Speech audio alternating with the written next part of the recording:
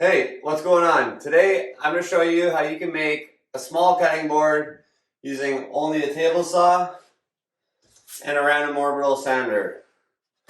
So I got my wood here. I'm going to use purple heart, some maple, and some walnut. It's all surface, 4 sides. You can pick this up from your local hardware store or just whatever you have laying around your shop. This wood here was just collecting dust in my shop, so I figured, hey, why not make myself a small cutting board? Since I only have one, it would be nice to have 2. Let's go. Let's make a cutting board.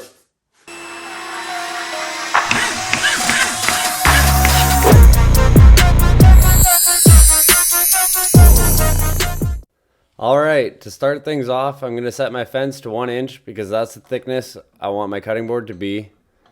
Then this is a crucial step. You always want to make sure that you check your blade, make sure that it is 90 degrees, because if it's not, when you go to clamp your pieces together, it will not stay true and flat. And if you don't have a planer to fix it, then you'll end up with a wobbly cutting board.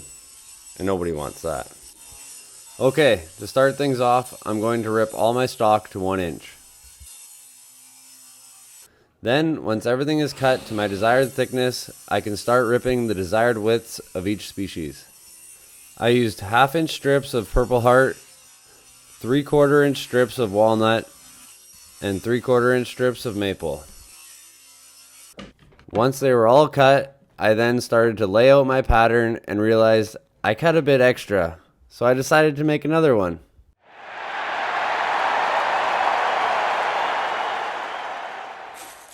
I always lay down some painter's tape on my clamps, so when the glue squeezes out underneath, it doesn't ruin my clamps. Let me know in the comments if this is something you do as well. Then I spread some glue on each piece and start by applying light pressure on the clamps. And I'm using a stick to ensure that all pieces stay flat and don't start moving. This is another crucial step in making sure that there is minimal sanding and that your glue up stays true and flat. Okay, so I let this set overnight in the clamps. Now it's time to get it out. Hey, if you got any value out of this build so far, I would really appreciate it if you hit that like button and subscribe if you haven't already. Alright, so now I'm going to hit it with some 60 grit sandpaper and get everything smooth. If you don't have a planer, then this is probably your cheapest option to get them nice and flat. But if you have a planer, it's way easier to just send it through a couple passes on each side, clean it up. Saves you a whole lot of time in sanding. But for the purpose of this video, I will just be sanding these. So let's get to it. Here's a pro tip for you.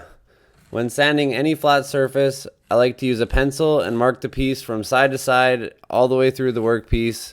So when you start sanding, you know where you sanded and where you haven't.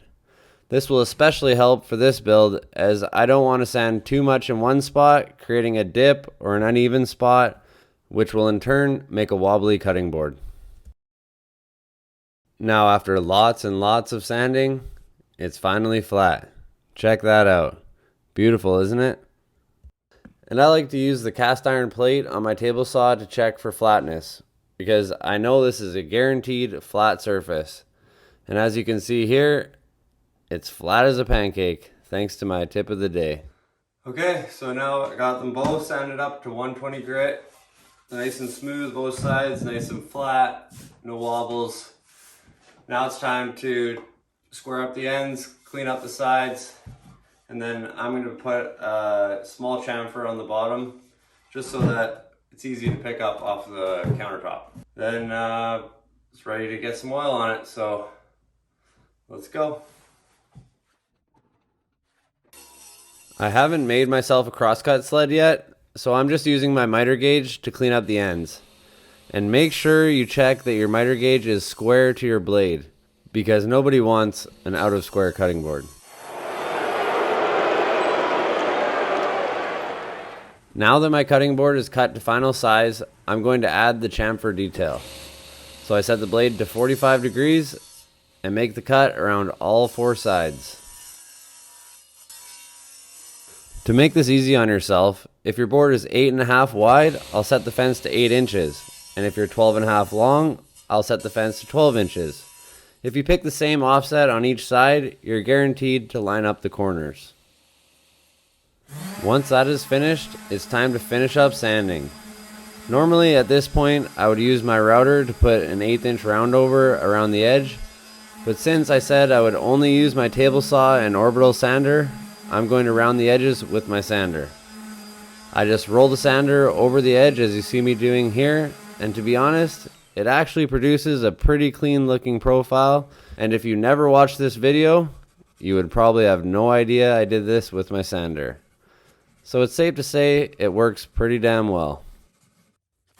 Now I'm just finishing off the sanding from 120 to 180 grit, which will be the grit before the final grit, removing all kerf marks from the table saw, making sure there is no imperfections and that it is smooth as glass.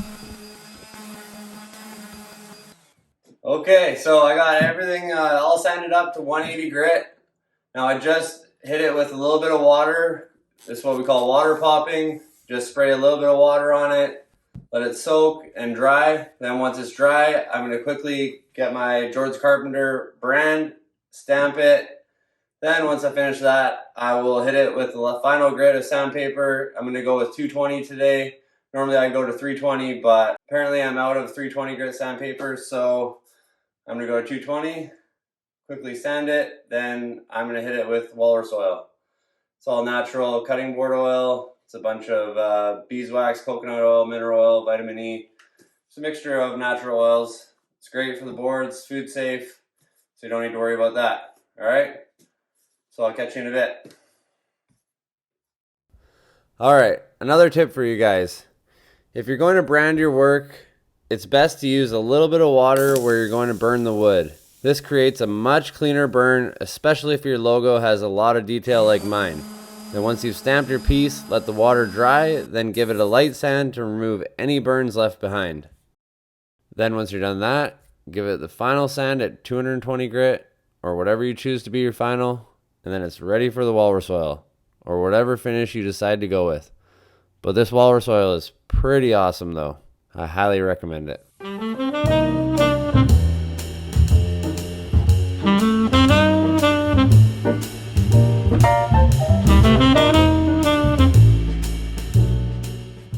All right, this board is looking awesome. What do you guys think? Let me know in the comments below. Okay, so I put the oil on nice and thick for now. I'm gonna let it soak overnight because on the bottle it says to let it soak for 12 to 24 hours to get that deep penetration. So I'm gonna do that, and then I'll come out here tomorrow. I'm gonna buff it dry, and then I'm gonna add some rubber feet to the bottom so it doesn't move around when I use it. Then it'll be finished. So that, my friends, is how you make a cutting board using only a table saw and an orbital sander. I hope you liked my video today. If you got any value out of today's build, please hit that like button and subscribe if you haven't already. I appreciate you, and I hope to see you on the next one.